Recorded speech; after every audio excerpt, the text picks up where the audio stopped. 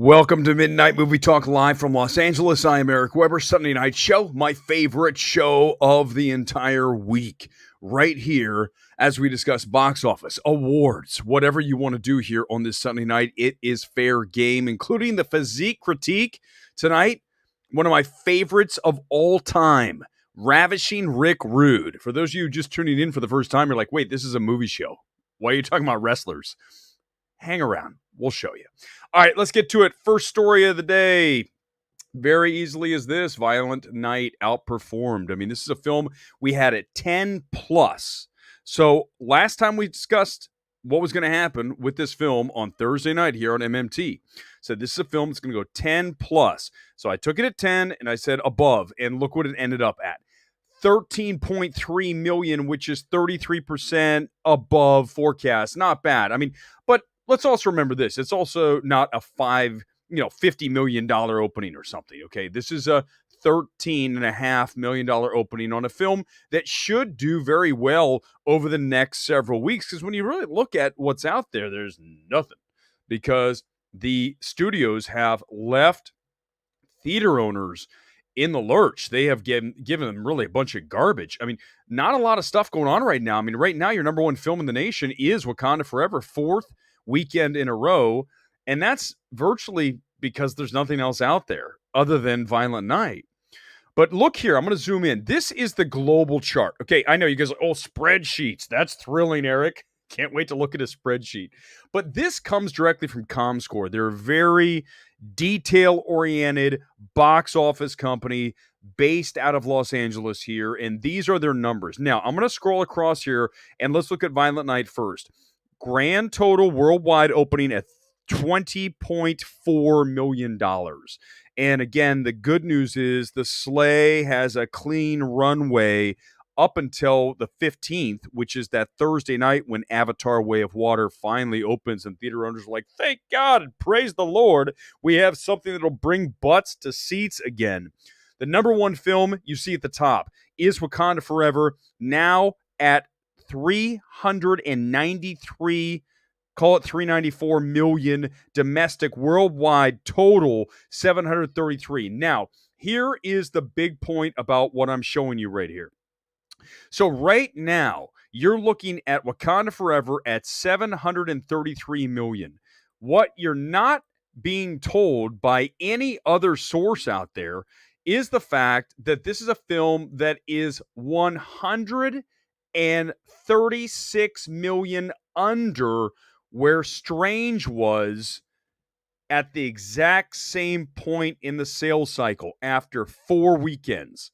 $136 million under Strange. And when you look at the countries that it's opened in, it's virtually matching. It's not like we had China and we don't have China. We virtually have a match, country for country, comparison all the way down. And the one that stands out to me, and I don't have the graphic in front of me, I'll tell you what it is. It's Korea. South Korea is way under. It's like 40 million under what Strange 2 did. So this tells me, and again, the numbers don't lie, when you're 136 million under at the same point in the sales cycle, then the interest level for Black Panther is significantly smaller than Doctor Strange, at least this year.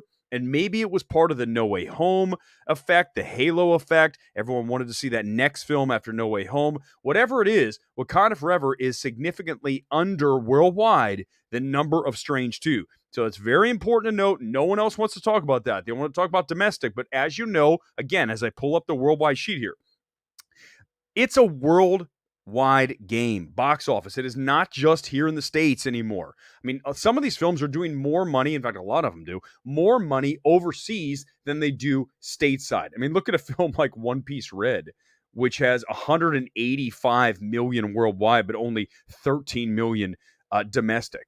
So there's all kinds of examples of that. I mean, look at Black Adam, again, 219 million overseas, 165 stateside for a grand total of 384. So it's probably not going to get to 400 million. Listen, Black Adam's not a huge bust. It is going to at least make Warner Brothers close to its money back. Maybe not entirely, but it's not going to lose them their ass. The film that is getting a studio that's losing their ass over a film is Strange World. This is a film that dropped another 60% after that horrendous opening last weekend. And there's no excuse as far as, well, there are other things in the marketplace taking attention away from Strange World. Families have other options. They have no other options other than the fourth weekend of Wakanda Forever. No parent is taking their kids to see Violent Night. Well, really horrendously bad parents are doing that. Everyone else, no, they are not going to Strange World either. This is a film that is going to lose Disney over $100 million. This is the biggest loser for Disney of the year, bigger than Lightyear. Lightyear ended up with about $227 million worldwide. Now, the budget was $200 million. Now, you still have to remember, it's not just making that money back on the budget. Theater owners get their cut, so you really need to be making roughly 3 times the budget. Call it 2.5, 3 times. So Strange World is sitting on $40 million on a $200 million budget. $40 million worldwide right now. There's no chance it even gets to 100. I don't know if it'll get to 50 million worldwide. That means this is the biggest loser for Disney this year. Much more of an absolute loser for Disney than Lightyear. So that's the big story too. We've got a bunch of stories. 3 huge stories in the box office right here, and 2 of them you are not hearing about anywhere else because no one has bothered to look at the international numbers of Wakanda Forever. No one's really going under the hood, look at Strange World and saying, wait, this is even worse than Lightyear. Hell yes, it is. Let's get to the comments here on this Sunday night. As you know, we roll it like this. You guys come at me with whatever you want to talk about after we go through the topics. Right now, we're going to stick to conversation here. Comments on what we are doing right now. Sonny's all about MMT Run. Thank you for being here. Really appreciate it. Solomon, I'm simply ravishing. God, that's beautiful. Star for you. Also did a double feature and saw Violent Night. Loved the film and saw Batman Returns. Interesting. That's a good 1-2 punch there. Violent Night is a film that, listen, I love the concept. John Wick as Santa, and Santa slaughters tons of dudes, right? With ice skates, with his club, all these just gory deaths. But the problem with the film is that it's too long by at least 20 minutes. And then you also have a script that has too much going on. Someone actually wrote today in a tweet, and oh man, I'm going to go off. I'm going to just go, all right, center yourself, Eric. If I read any more tweets that have the worst takes, and I mean the worst takes, and there's many that I could point out here. In fact, I should just go through like terrible takes on Twitter regarding film. Anyone from film Twitter essentially belongs in that group, but not you guys. You guys are smart. But when you look at, someone said it has a great script. Like, this is an amazing script. Like, what? I mean, are you kidding me? Violent Night script has elements of greatness, or I would even just of really good stuff. But then you throw it into the rich family and beyond Beverly D'Angelo, the rest of it just falls apart. So you have too many characters in play. Like every damn movie that I have an issue with, it's too much. And we're going to talk about a movie here in a few minutes. One of the worst awards films of the year, Babylon, has an excess that will make you literally grab the vomit bag. It's such a bad film. Some of these takes on Babylon, I can't wait. I want to start pull up some of those. Unbelievable. Doctor Strange 2 at least had a crazy, what does that say? Preview going for it. Rusty, here's the thing. I mean, listen, it really benefited from No Way Home because that was a massive film. That was a $1 billion+ film worldwide, and everyone wondered, what's next? What's Multiverse of Madness going to do? And it turned out to do very little. So there was this tremendous anticipation for whatever the next thing was. So it really benefited from the shine of No Way Home. No one's going to argue that. But we really need a break from the MCU. I mean, we talked about that how many times? So many times here on MMT. Black Panther 2, $733 million worldwide. Black Adam 4, 384. Violent 20. Yes, all these. And here's the thing. When you look at this, and I'll pull it up again. This is the worldwide totals right now. When you look at, let me scroll it over so you can actually see what films are there. You see the studios. So there we go. So the top 10 global this weekend, real quick, rattle them off. Black Panther 1, Violent Night, Strange World, One Piece Film Red. The Menu, The Owl, which I assume is that a I have no idea what The Owl is. I honestly idea. Do you guys know what The Owl is? Black Adam, Devotion, Matilda the Musical, which is domestically, it's Netflix, so of course we're not going to get that. And then Bones and All, which now is sitting at worldwide 10 million. I mean, 10.5. There's another example of a film Twitter film, right? Bones and All, oh my God. And how much has it made? 10.5 million worldwide. Oh, okay. Remember, it's so niche. I mean, we're a niche show, but film Twitter likes to talk about nothing but really niche things. Although I must say, as we continue along here on this Sunday night, that I am very excited. I was so thrilled to learn this news. Somehow I missed it earlier today, and one of my good friends, Paul Hardister, sent this to me, and I saw that Aftersun swept the British Independent Film Awards. 7 awards in all. And if you guys don't know by now, I have told you, and I'm saying it again, it's behind me over my shoulder. You guys can see the box right there. It's kind of covered up by the boom arm. Aftersun is one of the best films of the year. I adore the film. If you are a parent, it will rip your heart out and leave it on the theater floor, and you will be a crying mess of a human being as this thing concludes. It is absolutely gorgeous. 7 victories out of 16 nominations. Hold on, let's pull it up. That is a really remarkable feat for such a small film. As you guys know, A24 scooped this thing up after they saw it at Cannes. I mean, I'll tell you, I really talk about this quite a bit on the show. One day, I want to be on the team of a studio that walks into a film festival, watches films, and then says, these are the films we're going to buy. So a great example would be for me, when I watched Sound of Metal. When they sent me the screener link here, finally, we got a hold of this during COVID. I watched Sound of Metal, and I said, oh my God, in fact, my reaction tweet was this: if I were in the room bidding for this film at Sundance earlier in the year, I would have leaned over to my money guy and said, how much money do we have to operate with? What's your number? Okay, 15 million? Great. And then I am we are going all in on this. So whoever's bidding, I'm going up to 15. Slowly, you don't come out of the gate and go, we'll take 15 million on this. Then everyone's like, oh my God, this film's amazing. Here's who I am when it comes to film evaluation. I am Jonah Hill in Moneyball. I'm the guy who sits in the back of the room and just goes, that's it. And if I was in the middle of the bidding session for Sound of Metal, and, Amazon is the one who ended up winning. Amazon looks at me and I'm on the team. I just go like this. Keep going, up. Yep, keep going. And guess who was right? Me. And same thing this year after Cannes, after watching Aftersun. How much money do we have? Great. Here we go. Ready? A24 looks at me. I'm like, yep, keep going. Up. Whatever the max is, we're going there. We're going to take it as slow as possible. That is really what I want to do one day, because you know it when you see it. I mean, I do. There's a lot of people who don't. There's a lot of people, I have to do it again. I'm going to say it again, guys. I'm sorry. It's the reality. There's a lot of people in this space that are really bad at this. I mean, not just sort of bad, like embarrassingly bad. And I'm not going to call out names. It would be too easy. Feel free to in the comments. I might put them on the screen. But again, you can't just walk into this place, into the film world, and say, I am, the master evaluator. I know all these things. You have to prove it over time. It's that simple. Films that are very easy for me to evaluate and say, I want to pay whatever we want for this film. In recent note, Sound of Metal, Saint Maud, Aftersun. These 3 films right off the bat, go back to, Parasite was really neons all the way. But as soon as you watch a film at a festival or the first screening of something, and for sure, you're like, I'm buying this. When I sat through Tar at the LA premiere, if that was wide open for bidding on Tar, I would say, how much do we have? And then let's go ahead and try to max out our credit cards to get our hands on Tar.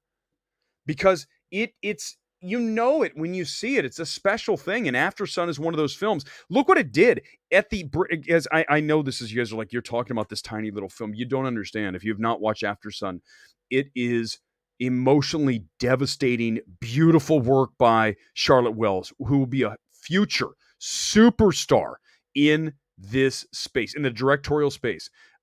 Best film, best director, best screenplay. Wow, what a day for Aftersun. I love the film, and it will always have a spot here on the MMT walls as you see it right over my shoulder, right there next to Women Talking, and you see Hurt Locker's kind of blocked. It's right there. Aftersun rocks. Also want to mention this. We'll get to some more comments. Screenings this week. This is a busy week for me. Okay, tomorrow night I have A Man Called Otto. I don't know. The trailer didn't do a whole lot for me. I typically like Tom Hanks, except for Elvis, and I never watched Pinocchio, the Disney one from this year. So I know that he's had a rough patch here with two films that are not great performances from what I'm understanding, at least from Pinocchio. I can definitely confirm in Elvis, not a great performance. Thank God that the rest of the film is so great. Somehow it survives that kind of train wreckish performance by Tom Hanks. So Man Called Otto, and then on Tuesday, Avatar, The Way of Water. 3 hours. Hope to do a small, really short stream on Tuesday because there is an embargo in play. So we'll do a stream on Tuesday that'll be late. I'm talking like 10:15 at night, which would be 1:15 East Coast. Just a quick, because there is the social media. You can say whatever you want. We can come on here. I'll read you my social media reaction. Maybe we'll talk about some awards, and I won't go into the review because remember we did that for Babylon, and then Paramount came knocking on my email inbox the next morning going, Erick, you broke the embargo. You've got to take down the Babylon stream. It was one of the best streams ever. And they go, you've got to erase the stream because you broke the embargo and you went off on the film. The funny thing is, how much you want to bet that if I came out of Babylon and said, this is one of the best films of the year, I'm like, God, Damien Chazelle, his greatest film yet. All of that is a complete lie, by the way. If I did, it'd still be on the channel. It would still be there, the Babylon thing. They'd be like, that's fine, you can leave that. But as soon as you come out and trash a film like I like to do when the film is deserving of being absolutely gutted, or as when I walked out of The Whale, we're going to talk about this in a minute. When I walked out of The Whale and I walked into the room, it was a after party. You go in and all the people were there. Brendan Fraser was there and a bunch of the Sadie Sink, and I walked into the room and there are the two. I told the story, I'm telling it again. A24 national reps are right there. Two ladies, very smart about film. They see me and I come around the corner and they go, Erick, and I go, hey, good to see you guys. What'd you think of the film? And I give them the face like, oh God. And they go, oh no. And I said, and then I told him, I said, listen, I'm going to have to nuke this film, like nuke, and just wait. I have a tweet coming out here soon. I've done it here enough, but the tweet will literally just just tear out the innards. All of the whale will be gutted and the blubber will spill all over. When you read the tweet, it's such a bad film. Tonight's kit is Orlando City, by the way. Remember this, whenever we have the kit, we have the football kit, soccer jersey for those of you in the state. When you got to match, the graphics will match the kit. There it is. All right, comment time. Let's get to it. And then I'm going to get to my 3 worst awards films of the year. Scott, what do you think of these positive Babylon reviews? The embargo's still in play, isn't it? I don't think... Hold on, let me check. I'm pretty sure that there's still an embargo because they know it's going to get bad reviews. Like, they are fully aware this is a bad film. There's no question. Okay, so Babylon still has no reviews on Rotten Tomatoes. But, hold on, let me pull it up for you guys. But as I say that, they're aware it's terrible. I mean, they know. The studios know a film is bad. Here it is. So here's Rotten Tomatoes. No reviews, no audience score. Listen, here's what I'll say about this. To answer your question as directly as I can, Scott, the positive Babylon reviews are driven by one thing and one thing only, and that is 2 words, 1 name, Damien Chazelle. If this were from any other director, in fact, here's what I'll say, and I completely believe this is absolutely the case. If this were David O. Russell, who directed Babylon, the film's the same, but the name reads David O. Russell, people would say it's terrible. And that's why you can't trust like 90% of these quote, and look here what I do, quote critics. And I'm talking big, huge quotes because it's terrible and not 2 good scenes. 1 great scene, 1 very good scene. Do not make a film, especially when it's 3 hours long. Babylon is terrible. It is a bad film. If it were directed by David O. Russell, they would get no good reviews. It would be such a low number because it's Damien Chazelle, the Wonder Kid. And I love Damien Chazelle. But we can't live in a world where you are assigning praise to a film because the director has done good work in the past. You suck as a critic if you do that. You are completely unreliable, and you should just exit out the door. Goodbye, you're gone. We don't need you anymore. We never really needed you because you're terrible saying Babylon's good. And I'll defend it. I would love to have a one-on-one. It's a bad film. I'm going to get, by the way, this is going to get the whole, thank you for asking that. I really wanted to go off on that. Thank you. That was good. Speaking of that, let's go into the worst awards films of 2022.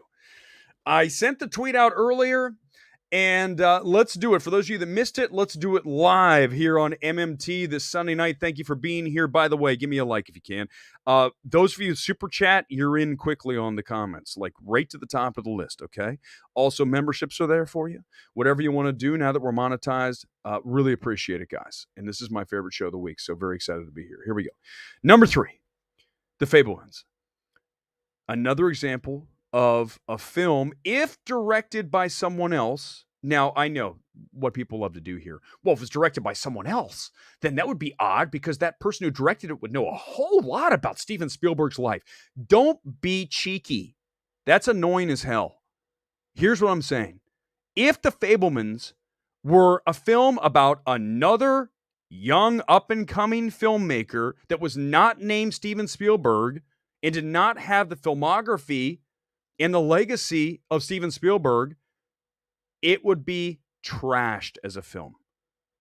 And again, we cannot have a space where we have critics or wannabe critics, that's more to the point, that are saying The Fabelmans is one of Spielberg's best films. What a great work it is. And no, it's not. It is cloying. It is artificial.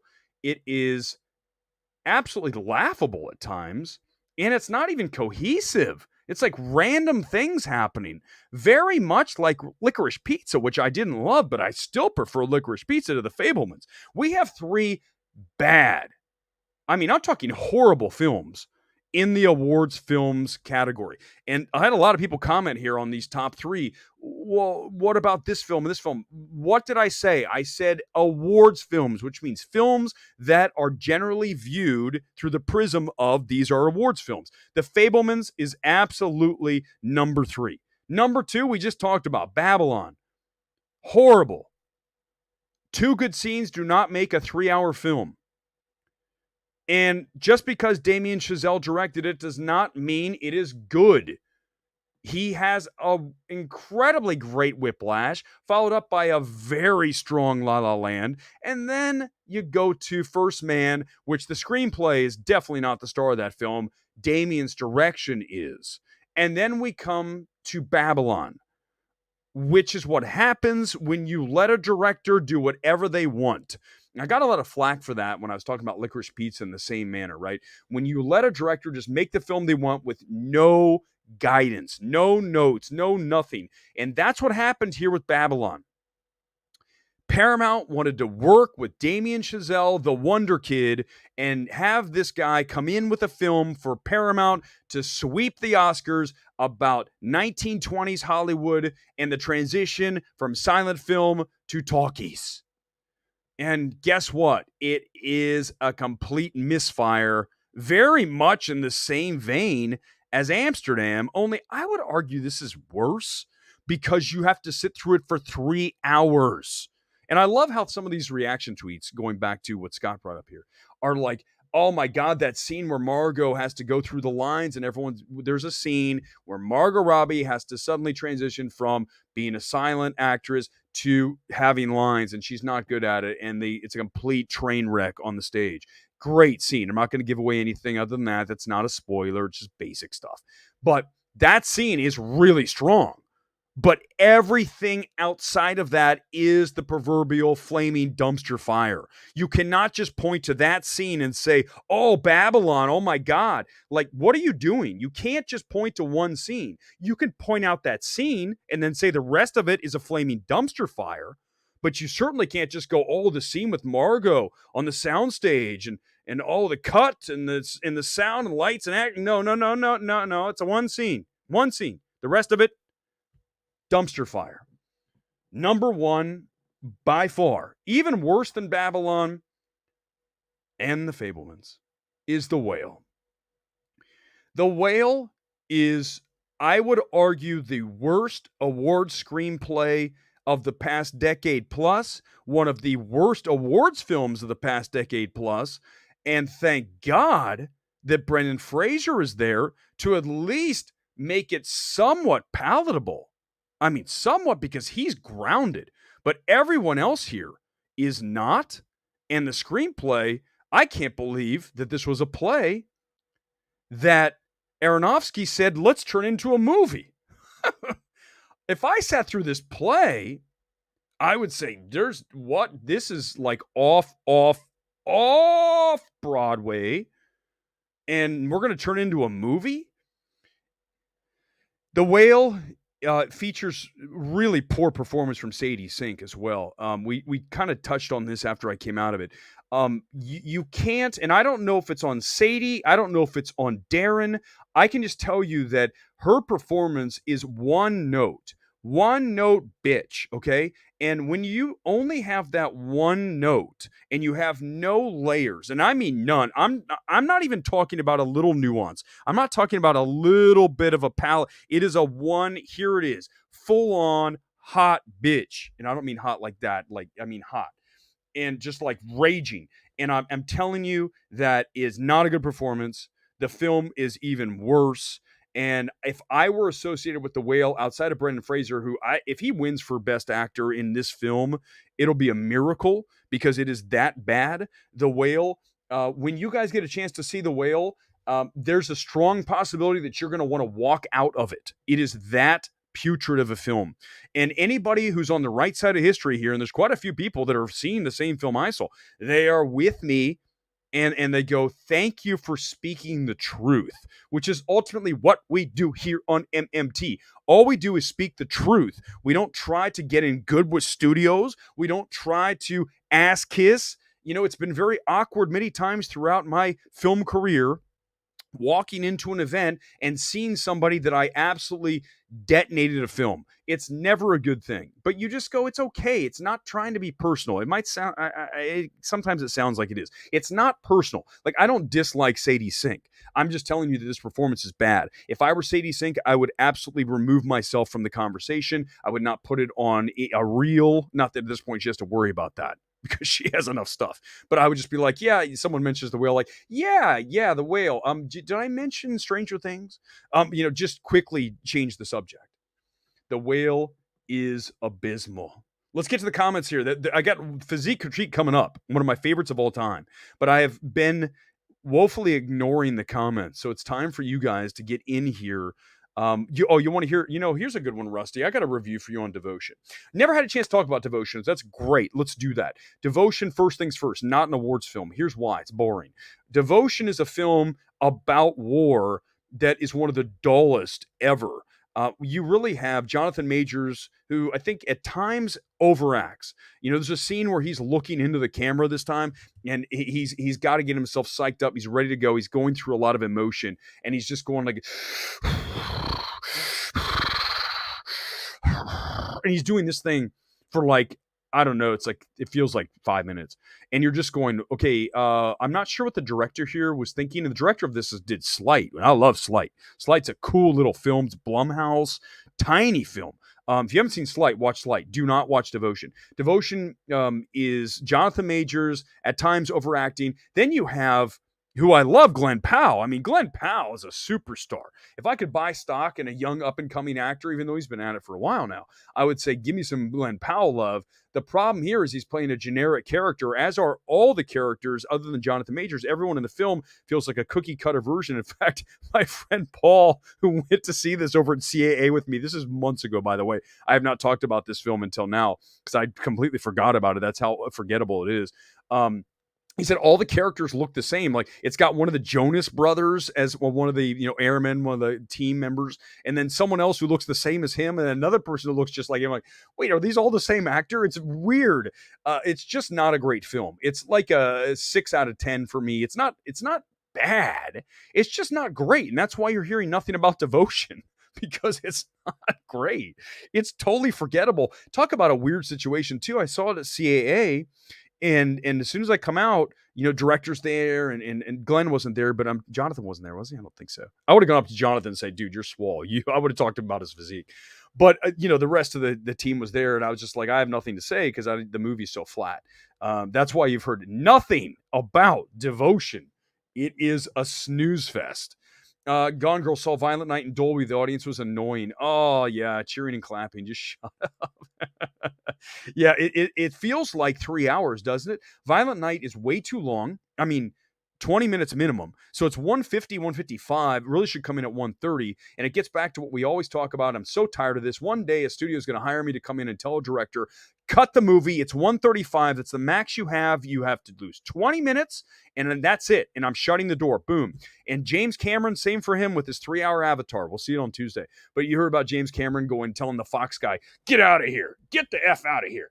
You don't tell me what to do. Well, I'll tell you what, I would absolutely walk into James Cameron and go, your movie is 30 minutes too long. Maybe it's 45. We're going to find out. Maybe it's right. I don't know, but let's assume it isn't. Fox told him it was too long, and he was like, he felt good. 20th century, sorry, guys. He went on and said, well, I'm so cool, I told the guy to go F himself. And I'm like, dude, but here's the problem. He's probably right. One day I'll be the cleaner, the guy who goes in and goes, here's the deal, man.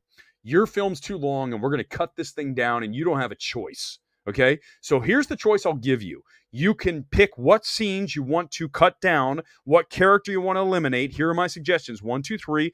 Bring it back, and let's look at it again. I have a track record of calling these things right. You've seen it. I'm seeing it. Everyone's seen it.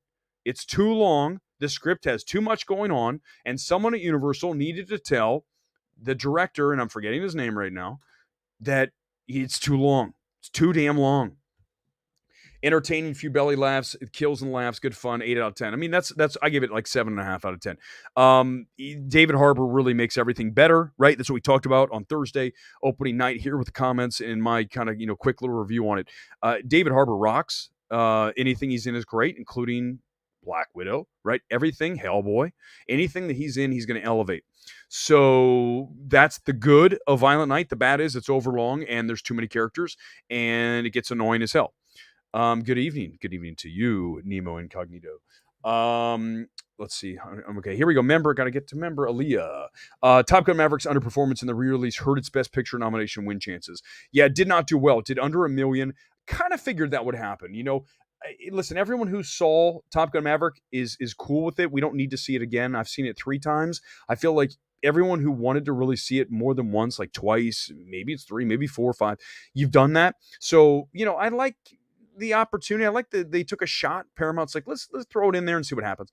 It made like 700,000. Was that the number? It didn't even show up in the top 10. I think it's like 700. That's not great, but no, I don't think it does anything. Aaliyah, it doesn't change anything at all. I think Maverick's still very much a Best Picture contender. I'm telling you now, and I called it here, weeks ago. If I had one film to put $1 million on, it is Top Gun Maverick to win Best Picture because it's going to do very well on a preferential ballot. Very well. Aftersun might be the film of the year, top 3. Kevin, I couldn't agree more with you.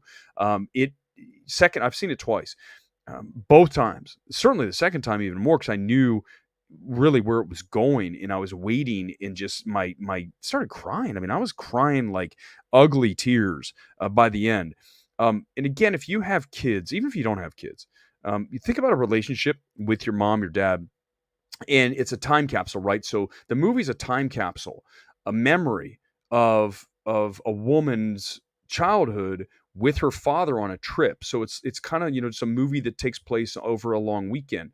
And then, but the movie's so much more than that because it is that memory.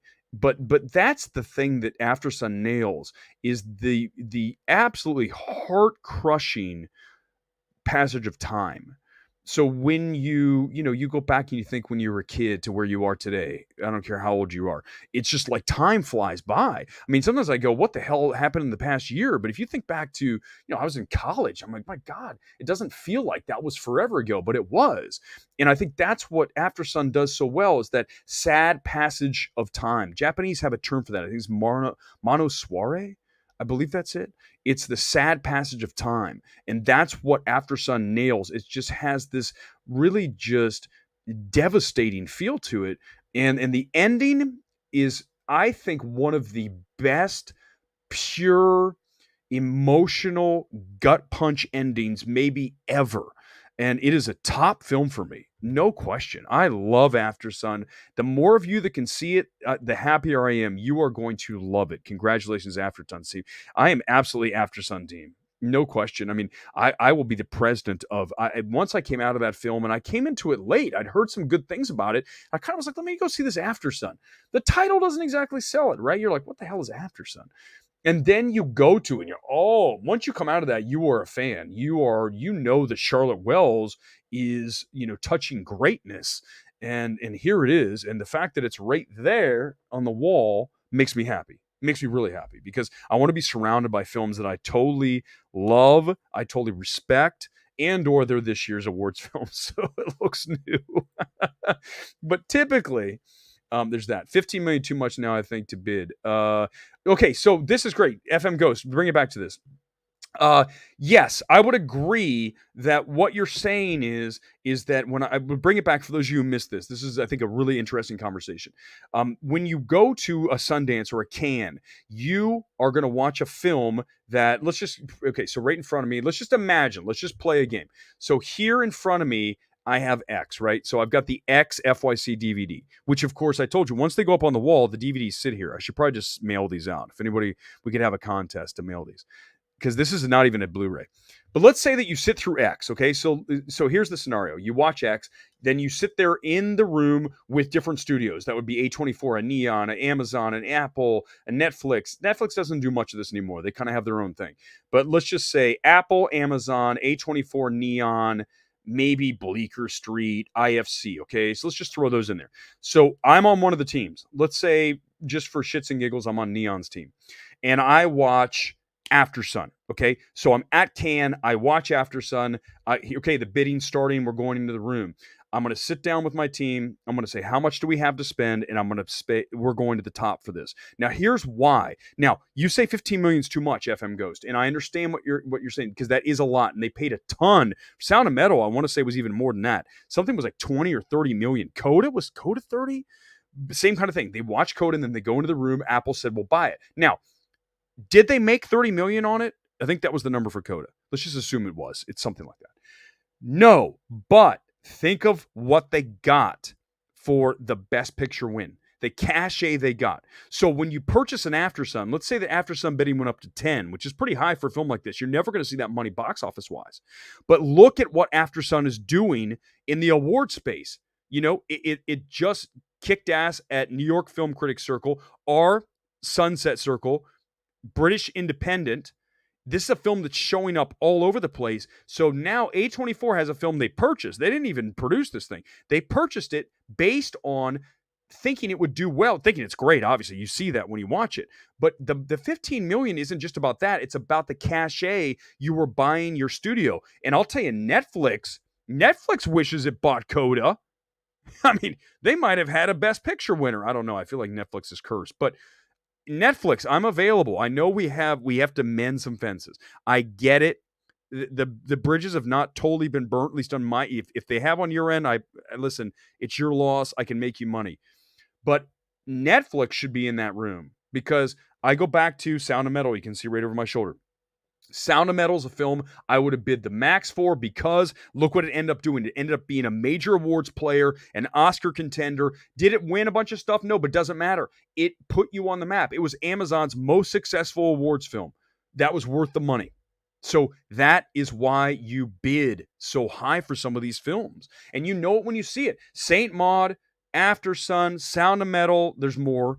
Let's imagine Ghost Story. It's an A24 movie. Usually A24 movies, because they're going to be a small budget thing, right? It's an independent film. You're not going to go watch some gigantic budgeted, let's just use Emancipation. By the way, still haven't seen it because I walked out of the premiere because I was tired of waiting for it to start. But let's just assume Emancipation, a $200 million film, first of all, would never happen because no one would finance a film that doesn't have any studio backing at $200 million. But, when you watch it, you're just looking for that thing that's like, this is what I want to buy. If you see Fun and Ambitious in a reaction tweet, the movie is not great. Who called that? Steven pointed out, I'll go to Twitter right now, Fun and Ambitious.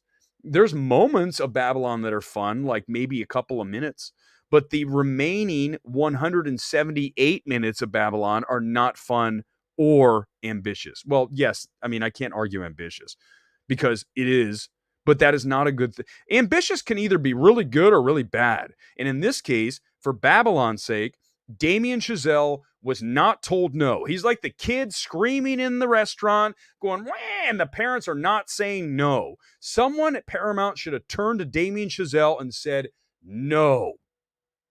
No, Damien. That's it. I'm never getting invited to another Damien Chazelle movie. I love Damien Chazelle. Just not this. Aren't those the friends you want? The people that you want in your life? Do you want someone who's always like everything's good? No, you want someone like me who's like, God, man, Whiplash, and then La La Land, and then First Man, and oh man, I'll tell you that this film has a lot of issues. And he's like, but they want sycophants around, right? There's so many of them on film Twitter. I want to love everything, so I want to appear on a box cover. Which, again, you get paid nothing for. If you're on a box cover like any of these people here, Lindsay Barr from Dune right there. Let's see. There's not a lot of quotes on some of these, actually. Revolutionary, Peter Travers, which, Rolling Stone. But here's the thing. When you get that, you don't get paid. I don't know. Maybe Rolling Stone gets a kickback. I can't answer that. But, AP here. Where's another one over here? Hurt Locker from Time, from New Yorker, Bones and All. IndieWire. Here's the only logical way that you get paid for that is if the studio, use IndieWire for Bones and All. So IndieWire's got the quote up there. It's Ann Thompson, okay? So it's a perfect movie. Well, first of all, let's make one. that is something. You don't unfurl it's a perfect movie often. And as much as I admire a lot of Bones and All, I think we can all agree, for those of you who've seen it, it is not a perfect movie. That's the thing that you really risk when you go that far with your praise on something, is when you call something a perfect movie, you now have given yourself no space for when an actual perfect movie shows up. Because then you're going to have to say, this one's a really perfect movie. Like, perfect's perfect. There's no degrees of perfect, right? So that's the issue. But here's how maybe, I can't speak, I'm just throwing it out there as a hypothetical. If IndieWire issues the quote, then IndieWire then is going to get direct advertising on the website from MGM that runs Bones and All. I don't know. I'm just telling you, that makes sense to you, doesn't it? Give me a thumbs up if what I just said makes sense. If you issue a good quote, then obviously the studio is going to want to advertise with you. Do you think that Paramount's going to step in here and say, we want to advertise Babylon on MMT or on Awards Ace? No, because they know I don't like the film. That's the problem I have, is that I'm not in the, well, it's not a problem. It's actually great for you guys and certainly the way I want to operate. I don't ever want to have to be beholden to the studios for anything. That's why I am 100% pure, 100% transparent, and absolutely with as much integrity as possible, calling these films the way that I see them. So if anyone is out there that is a more unbiased, objective film evaluator, I don't know who they are. I mean, you could throw something. I don't care who you say. There's people out there, and not just, I'm sorry, I forgot the most important of all those things. Right. That's, yeah. I have, my record is stellar. Sorry. And all the haters are like, down arrow. No, it's true. My record's pretty good. Surprised Aftersun didn't get buzz out of TIFF. Here, there's a lot of people that don't even watch these films, like a small film like that. They're like, Aftersun, I don't know. I'm going to go watch the big films. I'm going to go watch the Fabelmans. Aftersun takes the Fabelmans out into the alley and caps it. I mean, it's over. Aftersun, even though it's the sweetest film and just absolutely breaks your heart, when it needs to, it can get dirty. and it would absolutely off the Fablemans in like the quickest fashion possible if the two of them were out in an alley. The Fablemans is terrible. What a bad film. And let's make sure this is true and absolutely stated. I know I've said it so many times, but again, Michelle Williams in The Fablemans, Razzie performance, not Oscar performance, Razzie performance. So bad. Oh God, Ron, Otto's going to be. I'm seeing a man from Otto tomorrow. No, a man called Otto. An Otto called Otto tomorrow over at the Academy Museum is where that is. Tom Hanks will be there and all that. If the movie is bad, and the trailer looks really like, but if the movie is bad, I will hot tail it. I will be running for the exits. That's what I tend to do. Like The Whale, I couldn't have run quicker to the bar as soon as The Whale was over, and then I literally come around the corner. I'm like, "Hi, A24 reps, how we doing tonight?" Oh yeah, I don't want to talk about the movie. Can I go get a drink? Make it a double vodka tonic. It's terrible, but if it's bad, we're not going to have a stream tomorrow night. Maybe Tuesday, short Tuesday, because Avatar's got the whole embargo thing. So if I break the embargo, even if I love it, Saint Maud was such a great film, and that's why I was so disappointed. Is it Marfeed? I don't even know how to say her first name. Clark's performance in Rings of Power. I did not watch Rings of Power, but she's fantastic in Saint Maud. I believe she's also in Crawl. Isn't that her in Crawl? But just focusing on Saint Maud. Saint Maud and Rose Glass and that direction. Oh my God. Very much like Charlotte Wells and Aftersun. I love having these discussions right now because all I'm talking about is female directors. And invariably what happens is someone on Twitter comes after me and says, "You hate all films directed by women." Like, you guys suck. You're such a lame human being because I just praised two of my favorite films of the past several years in Aftersun, Charlotte Wells, and Saint Maud, Rose Glass, two female directors. So why don't you go F yourself? You guys suck. Those people are the worst. You know those people? Like, someone came after me the other day. They go, I was saying something. I said, Tar, Cate Blanchett's the best performance of the year in Tar. And someone was like, "Oh, someone hasn't watched Till." And I go, okay, you want to play that? And I called her a Karen because anyone who's annoying like that's a Karen. And I go, and I literally grabbed my reaction from Till, which I saw months and months ago, early, like in October. And I said, Danielle Deadwyler is amazing, and that one scene in the courtroom is everything. That said, Danielle Deadwyler is not better than Cate Blanchett and Tar. But as soon as I called that person out, they blocked me. I'm like, oh, come on, man. Don't come into the arena gaslighting shit. And then when I come back after you with fact, you're going to run or you're going to start calling names and stuff. Like, you guys don't know who you're rolling with. Don't come at me with that. Like, don't do that. It's be honorable and know your shit if you're going to step into the hole, right? Don't come in here with this stuff like Weber doesn't like female directors. What? Like, you're so, there's no other word that just ignorant, dumb, and worthless once you come at someone with that. You don't like films because they're directed by a blank. You don't like this film because it deals with blank. Shut up. Ron, I can't believe they made this trite, cliched movie. Oh, we're talking about Otto. It doesn't look good. I'm not going to lie to you. Tom Hanks making shitty streaming movies. Pinocchio's bad. He's getting old. He does look like he's getting old, doesn't he? Like, Tom Hanks, like during the thing, like aged like 20 years.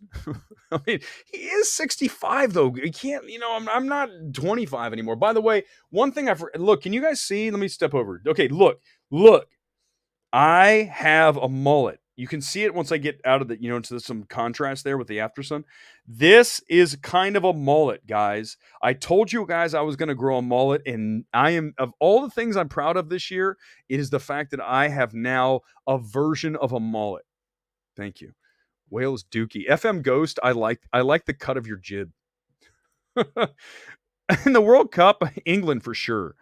I mean, that would be, but you know me, and when it comes to soccer, I like the local teams. I like the Premier Leagues, the Championship, League One, League Two, National League. When you look at MLS, any of that, League One, La Liga, Liga MX, any of that. I'm not a big World Cup guy. I like the club ball, so I can't wait for it to return. I'm looking forward to like Championship cranking back up, League One, League Two. I know it's been going a little bit, but like full on. I've only seen clips for The Whale, but looks so contrived, emotionally. 100% manipulative is the absolutely the word. It's terrible. JM, absolutely terrible. Where's that I am? Is it J? I can't tell. Let's see. I want to make sure. Oh, here we go. Scotty, good evening. Thank you. Welcome for this. Thank you for the super chat. It's been a roller coaster of an award season. Scott, follow that up. You came at me with that. Tell me what you want to discuss with this, because I know you're really dialed in. I'm telling you here tonight, guys, so many times we've discussed this, that there is not a question in my mind that between The Fabelmans, Babylon, and The Whale, you're looking at three of the worst awards films in the past 5 years plus. I mean, I have to go back a really long way to come up with three films that are all terrible, all in quote contention for Oscars. I mean, these are bad films. Now, typically, we have some years where we have some films that crawl into the discussion that maybe don't belong there, but at least they're average or maybe a little bit below average. They're not bad. With these three films, Fabelmans, Babylon, The Whale, we have three terrible films in contention. What? And then we have films like Aftersun out there, Tar, Decision to Leave. So many of these films that deserve far more praise than those three films. I mean, I could name 20 films. Hell, I go back and I think about a small film from Focus this year that I saw that I really liked. It's not going to end up in my top 10, but it's a better film than all three of these, and that is Brian and Charles. Anyone ever see that? About the guy who invents the robot friend, and they live in the middle of nowhere, Wales. It's this like really just simple screenplay that has good comedy in it. It's got scenery in it. I love Brian and Charles. Why are we talking about The Fabelmans? Because you know why we're talking about The Fabelmans? Because the name Steven Spielberg. That's the only reason we're talking about The Fabelmans. If it was by any other director, not about Steven Spielberg's life, you smart ass, think you're funny, not funny person. If it were about another filmmaker, same movie, becoming a filmmaker, it would not, people would totally hate The Fabelmans. It's terrible. Fabelmans is up here, by the way. This is how much I think of The Fabelmans. It's on the very edge of the screen. Because I have accepted the fact that it will be an awards film, I feel like it needs to be on the wall, but it's not going to be any higher than that. I mean, that's the absolute smallest amount of space I can give The Fabelmans, because it deserves. Hold on. I think I have The Whale. Wait a minute. Hold on. Hold on 1 second. I have it. I forgot to grab this. Give me 1 second. Oh Lord. Here we go. It came. This is not going on the walls, guys. This is 100% not going on the walls. The Whale. There it is. There is no chance in hell I am putting this up here anywhere. It's so terrible. Although, kind of like Wonder Woman 84, which is over here, you guys can sort of see her tiara, right? Is such a bad, like, and just hilarious as an awards film. I feel like we could stick The Whale up there, but this film is so terrible that I just have a real problem even putting it anywhere on the wall. By the way, the wall extends. I have films all the way up to the ceiling, so you can't even see half the films up there. The Whale's not even good enough for the out of position shot. It's so bad. Scott, anything else you want to go with? Go for it. You pay for the super chat, so you can get another one if you want it. Akhtal Sharma, thank you. Super chat. How to become a writer and director without having connections? Great question. Very hard. Very hard. If you want to become a writer director in this town, especially, it's going to be very hard because you have to get the financing, obviously, for your film. You're going to have to get the people that you want in your film. So casting is going to be easier in a city. I don't know where you are in the world, but if you want to make it Hollywood, man, connections are everything. I mean, I've been out here for about 7 years now. And ever since I got back, just every day, just meeting more people, and people are aware of who you are, knowing what you do, whether it's good or bad. People are certainly aware of who I am. And I don't say that like an ego thing. I say that as that's over time, people paying attention to what you have to say. And that means you have something valid to say and something that people definitely listen to when you have, something to offer about an evaluation of a film. And that is, that takes time, man. When I first got out here, didn't nearly have anywhere near the connections I have now. So my best advice would be know it's going to take a long time. Now, you can certainly make anything you want, your film, wherever you are in the world, but getting it recognized, getting it into the right hands, if you wanted to get it, into a film festival, that does take some connections. And that's just a process that's going to take a while. I mean, there's no other way to put it. It's just going to be one of those things. But I will say this, in everything that I do in my life, and that goes from, you guys know I hit the gym quite a bit. I do my best. Is it takes time. Like, don't think something happens overnight. Like, look at the show here. We've been doing MMT now for, let's see, we started in March. So 9 months, about almost coming up on exactly 9 months. 9 months. And the growth has been amazing. That said, didn't start the channel to have 10 million subscribers and all that. We know that's never going to happen, okay? Because this is a niche film show. Although we are going to do some stuff that is not film in a moment, because we're going to do the Physique critique. For those of you who've never seen it, here it comes. Get ready. But it takes time, like 9 months. I mean, the gym every day. It just takes time. So just, here's my advice. Stay with it. Stick with it. Push through. Do not quit. When you quit, it's over, right? If you at least put yourself in the game and just get up every day and get into the middle of it, what else can you ask for? You're doing the best you can. At that point, it's up to God. It's up to, whatever you believe in.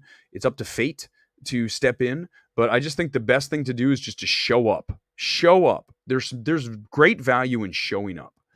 It's time for the Physique critique, everybody. It's ravishing Rick Rude. When we look at all-time physiques, for me, the pro wrestling fans out there are really excited right now, because this is, when you talk about a physique of all time when it comes to pro wrestling, it is definitely, here he is, ravishing Rick Rude. Okay, let me pull this one up, because this is a really good look here. Give me a second. Open up in a new window. I just wanted to open up in the same window. When you look at ravishing Rick Rude, you are looking at a wrestler who, in my estimation, has the perfect body. Okay, so super lean, right? The waist looks amazing. He's got an 8-pack, right? At least an 8-pack. The chest, great definition in the chest. He's got the lower chest just chiseled out, cut up. And then he's got the traps. He's got skinny legs. I can totally relate to that on Ravishing Rick Rude. But when you look at him, he had one of the best physiques, shoulders, arms, chest, and abs that you will ever see in a wrestler. Here, here's another one. This is another one. And he was, the other thing about Ravishing Rick Rude is he was a worker, man. He busted his ass in there. And when he hit you with the Rude Awakening, for those of you who don't know, the Rude Awakening was, there he is. Look at the abs. When the Rude Awakening was, he would grab his opponent, turn him around so that you're back to back with the guy, and you have he had the head on the shoulder, and he dropped straight down, so he jack your neck up, and is like essentially just break your neck, and then he would fall on top of them and flex. That was what Rick Rude did. I mean, one of my favorite wrestlers of all time, and I would say, is, in my estimation, that's an A+ body. A+. Doesn't get better than Ravishing Rick Rude. Rest in peace, sir. He's absolutely self-aware. He's absolutely ravishing. Come on, man. One of the greats, Rick Rude, gone too soon. His rivalry with Jake the Snake was cool. Yeah, he got Jake the Snake's wife got involved in that.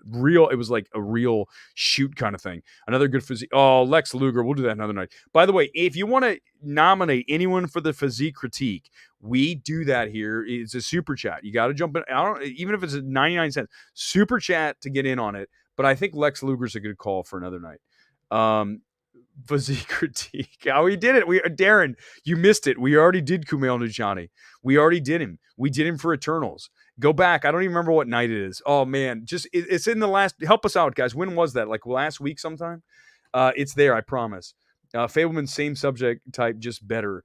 I'll have to watch. Here's the thing. Again, the film, I really wanted to like the Fablemans. When I watched the Fablemans, I said to myself, man, this is Steven Spielberg's life story. I can't wait. And then you watch the film and you're just so disappointed. I was so just gutted by the fact that this film is bad. And Michelle Williams, Paul Dano, maybe the best, but he's overacting. The Gabriel, the kid who plays Spielberg, the best of the bunch by far. But I mean, it's such a bad film. Like, remember when all of a sudden the monkey shows up in the house? I'm like, what movie am I watching? What is this? Why is there a monkey taking off his hat? Universal has a thing with monkeys. We talked about this when I came out, but those should remind you. This year has been The Fablemans with the monkey, and then, of course, Nope with Gordy, and neither of them worked in the movie. Monkeys are bad. Universal, next film, if there's someone that says we should have a monkey in it, I don't even care if it's part of the life story. Do not believe that you should put it in. Do not do it. Here to make more growth as long as you always keep it real. JM, that's the goal, man. I mean, you guys watch. Listen, we'll go 10 more minutes here because usually go an hour. We'll go 110. I've been pushing a little longer now. Here's the deal, is that this show is real. Who I am is real. There's no bullshit. And that's the key, is that you get a lot of people on here who do the editing and the cuts and the trying to impress somebody and do the they don't have the ability to quickly freewheel on almost anything. You guys could hit me with almost any subject and I'm going to be able to freewheel on it quick and at least have some kind of formed opinion on it. And that is the magic of this. And it comes down to you guys hitting me with stuff and then me reacting. And then we have that thing going back and forth. So it's really good. And that's the whole thing, is if you tell me it's keeping it real, then I know that we're doing it right. The prime spot on the wall replacing Joker, Dune, or Batman. For the whale, that would be criminal. If we did like this, that would be the biggest miscarriage of justice in the history of FYC screener wall action at MMT.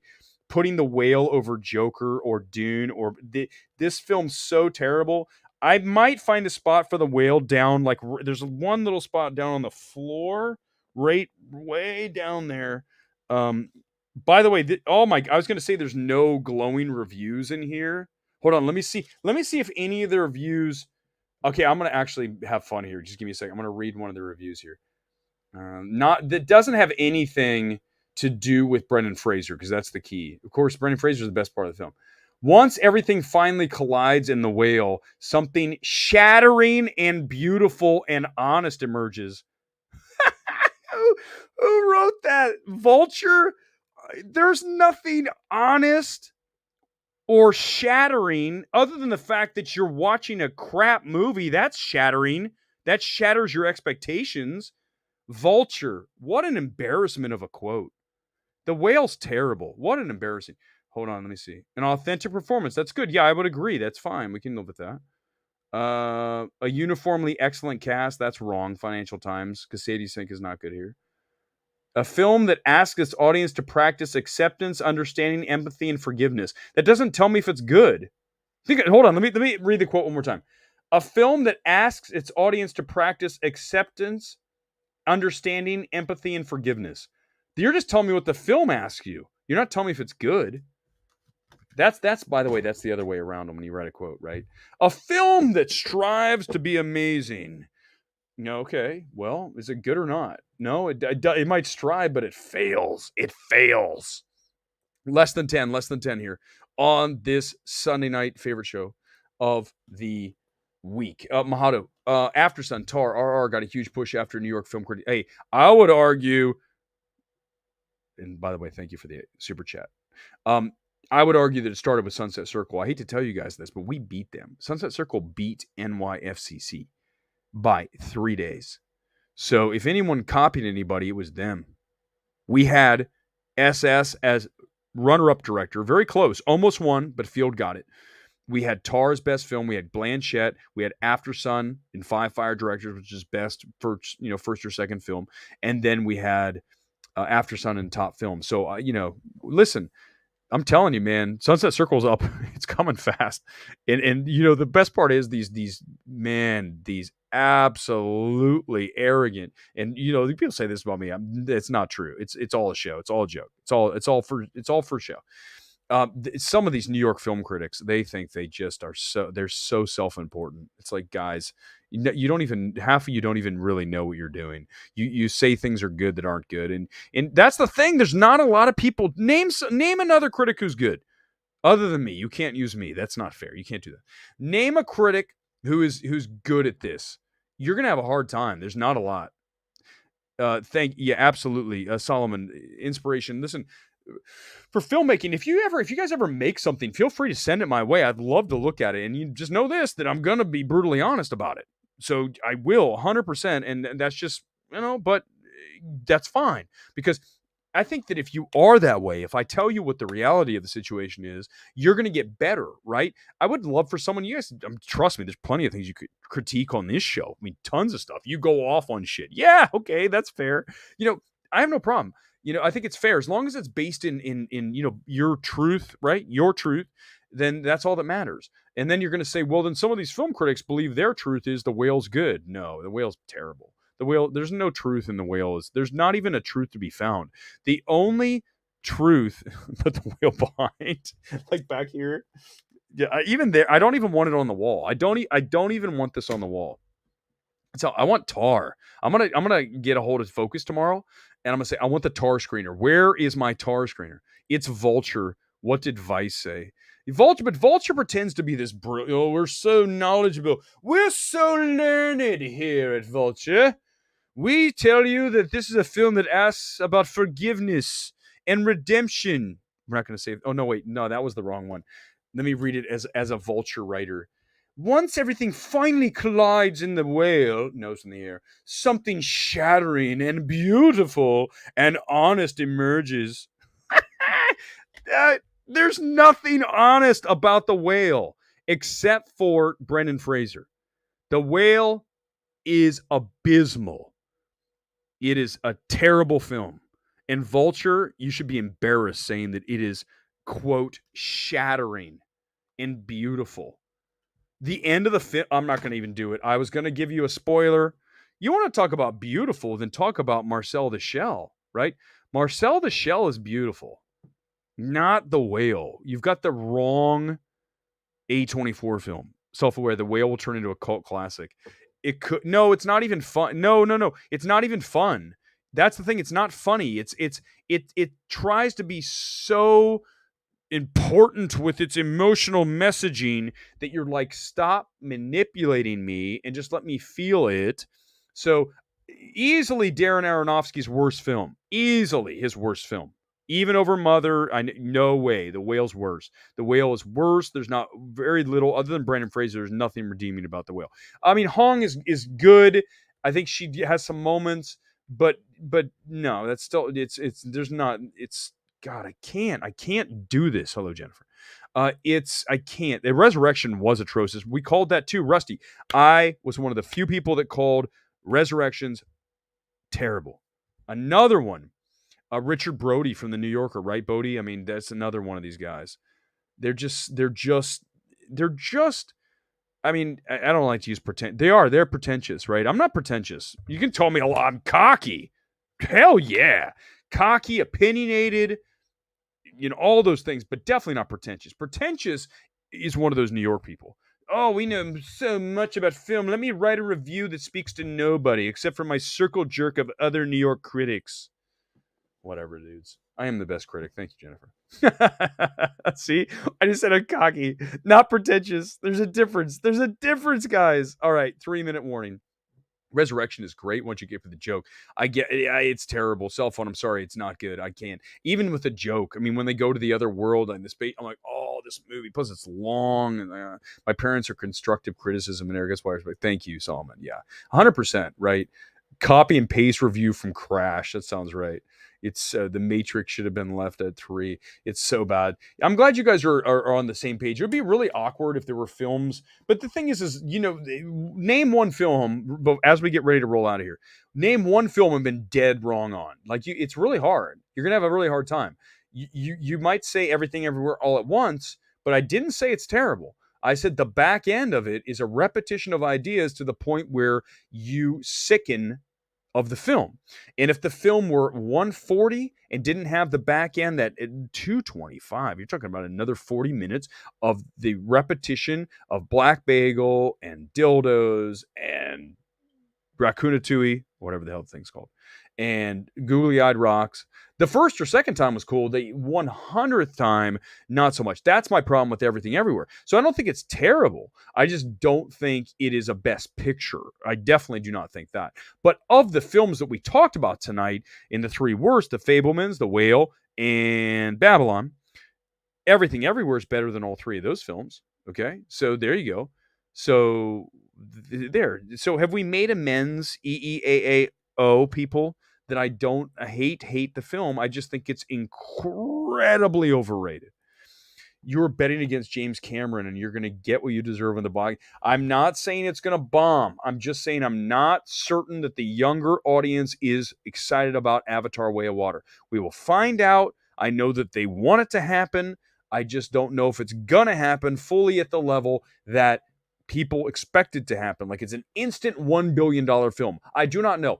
Let me watch it on Tuesday. We are going to do a Tuesday night stream that'll be late. It will not be long. I want to make it only about Avatar, only about my social media reaction, which is going to be really weird. But here's how I'm going to do it.